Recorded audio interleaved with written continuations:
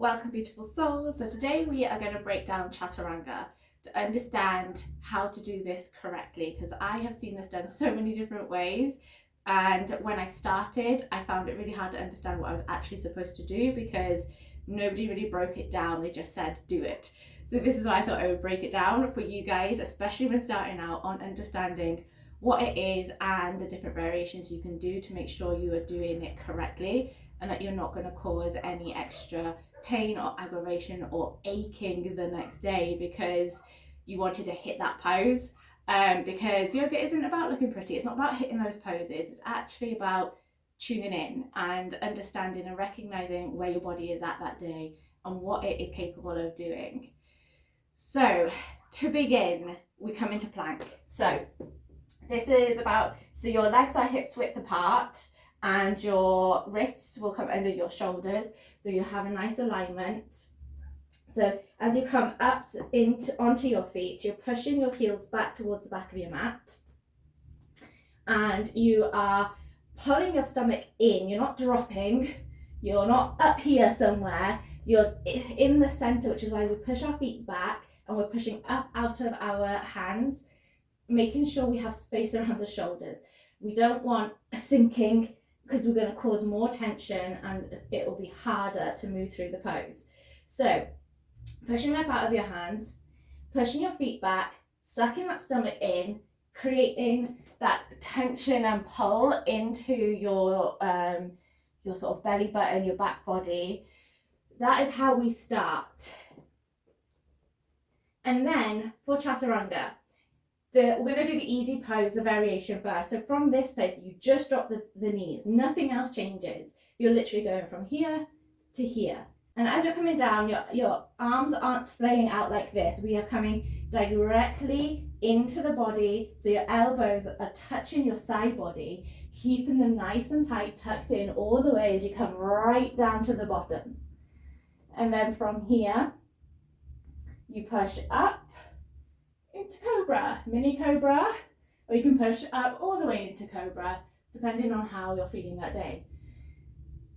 Perfect. Okay, so if we are coming from plank and not dropping the knees, then we are doing exactly the same, other than as we're coming down, we will be stopping at, so when your elbow gets to your shoulder there, that is where you will be stopping. You don't go any further down.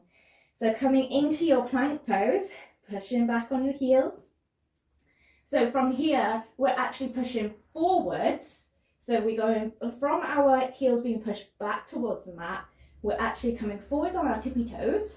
Then we start to lower, nice and slow, keeping those arms tucked in tight. Stop here, and then turn the toes and lift up.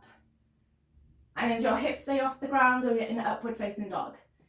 So the key part of this is keeping the structure, keeping that alignment, keeping your stomach contracted and pulled in towards the body, not dropping into your shoulders, and making sure you're keeping that buoyancy in your hands.